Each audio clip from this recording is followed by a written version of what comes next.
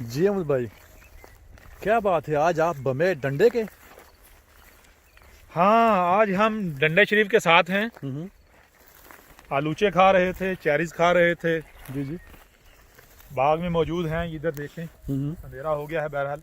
जी जी। सेब जो है उनका मुआयना किया है, वो उम्मीद है 2 हफ्ते तक रेडी हो जाएंगे, जी जी। पकने स्टार्ट हो जाएंगे। उसके अलावा नाशपातियाँ हैं, वो भी अभी कच्ची हैं। जी जी। तो आलूचे वगैरह खाए आज, आलू बुखारे खाए, चेरीज खाई, और उसके साथ साथ डंडा आपको नज़र आ रहा है। जी जी। क्या मकसद है डंडे का, इसके लिए आप ऐसा करें, इंतज़ार करें। उम्मीद है जल्द ही आप अगली आने वाली वीडियो में देख लेंगे। आपका इंतज़ार सफल होगा। हाँ बिल्कुल। तो मुझे लगता है डंडे शरीफ का इंतज़ार करें। जी जी। आगे नेक्स्ट वीडियो जो है वो आ जाएगी, उसमें आप खुद देख लेंगे पूरी डिटेल के साथ। जी बिल्कुल। बस करें फिर।